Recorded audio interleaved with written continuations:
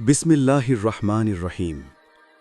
সমস্ত প্রশংসা মহান আল্লাহর জন্য, যিনি সকল কিছুর একচ্ছত্র মালিক।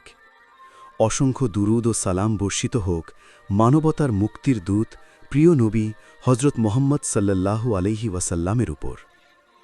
আসসালামু আলাইকুম ওয়ারাহমাতুল্লাহ।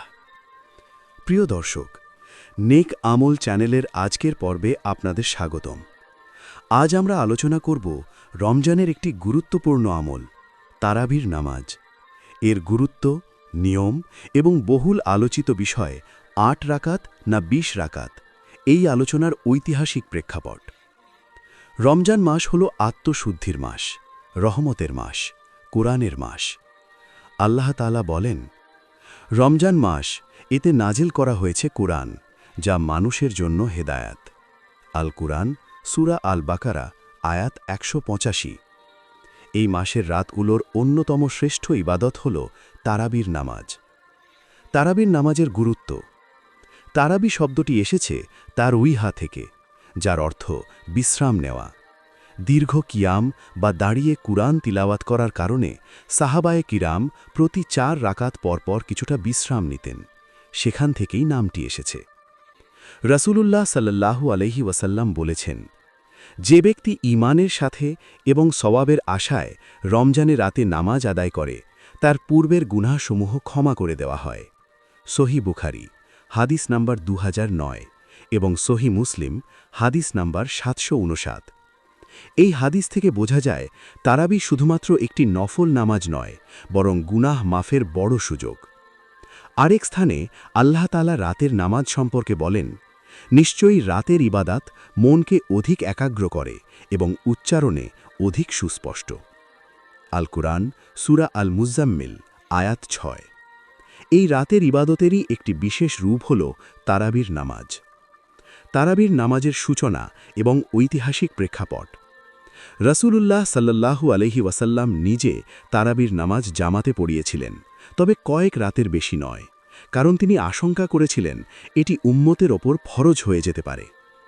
হাদিসে এসেছে, হজরত আয়েশা রাদিয়াল্লাহু আনহা বলেন, রাসূলুল্লাহ সাল্লাল্লাহু আলাইহি ওয়াসাল্লাম এক রাতে মসজিদে নামাজ পড়লেন। লোকেরা তার সাথে নামাজ পড়ল। পরের রাতেও পড়লেন। তৃতীয় বা চতুর্থ রাতে মসজিদে লোক বেশি হয়ে গেলে তিনি বের হননি। পরে বললেন, আমি আশঙ্কা করি এটি তোমাদের ওপর ফরজ হয়ে যাবে। সহিহ বুখারী, হাদিস নাম্বার 1129। রাসূল সাল্লাল্লাহু আলাইহি ওয়াসাল্লামের ইন্তেকালের পর এই আশঙ্কা আর রইল না। খিলাফতের রাশেদার যুগে, বিশেষ করে হজরত উমর রাদিয়াল্লাহু আনহু, হজরত উসমান রাদিয়াল্লাহু আনহু এবং হজরত আলী রাদিয়াল্লাহু আনহু এর সময় তারাবির নামাজ আবার জামাতের সাথে নিয়মিতভাবে চালু হয়। হজরত উমর রাদিয়াল্লাহু আনহু সাহাবীদের এক ইমামের পেছনে একত্রিত করেন। এ প্রসঙ্গে বর্ণিত আছে, উমর ইবনে খাত্তাব রাদিয়াল্লাহু আনহু উবাই ইবনে কাব রাদিয়াল্লাহু আনহুকে ইমাম বানিয়ে লোকদের নিয়ে ২০ রাকাত নামাজ আদায়ের ব্যবস্থা করেন। মুয়াত্তা ইমাম মালিক, হাদিস নাম্বার ২৫০।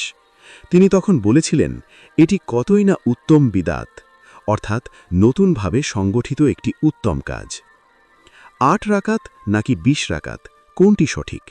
এই প্রশ্নটি অনেকের মনে আসে। আসলে বিষয়টি মতভেদের হলেও বিরোধের নয়। ৮ রাকাতের দলিল। হজরত আয়েশা রাদিয়াল্লাহু আনহা থেকে বর্ণিত, রাসূলুল্লাহ সাল্লাল্লাহু আলাইহি ওয়াসাল্লাম রমজান বা অন্য সময়ে ১১ রাকাতের বেশি নামাজ পড়তেন না। সহিহ বুখারী, হাদিস নাম্বার 1147। এখানে ৮ রাকাত তারাবি প্লাস ৩ রাকাত উইতের বোঝানো হয়েছে বলে অনেক আলেম মত দিয়েছেন।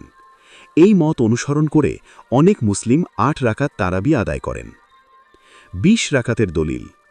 খোলাফায়ে রাশেদার যুগে, বিশেষ করে হজরত উমর রাদিয়াল্লাহু আনহু, হজরত উসমান রাদিয়াল্লাহু আনহু এবং হজরত আলী রাদিয়াল্লাহু আনহু এর সময় ২০ রাকাত তারাবি আদায় করা হতো। এটি সাহাবীদের ইজমা বা সম্মিলিত আমল হিসাবে গ্রহণ করেছেন অধিকাংশ ফকিহ। সুনান আত-তিরমিজি এবং সুনান আবু দাউদের বিভিন্ন বর্ণনায়ও দীর্ঘ কিয়াম এবং অধিক রাকাতের ইবাদতের উৎসাহ পাওয়া যায়। ইমাম আবু হানিফা, ইমাম মালিক, ইমাম শাফি এবং ইমাম আহমদ রাহমাতুল্লাহ আলাইহি, এই ৪ মাযহাবের অধিকাংশ আলেম ২০ রাকাতকেই সুন্নতে মুয়াক্কাদা হিসাবে গ্রহণ করেছেন। তাহলে আমাদের করণীয় কি? এই বিষয়ে সবচেয়ে গুরুত্বপূর্ণ বিষয় হল ঐক্য বজায় রাখা।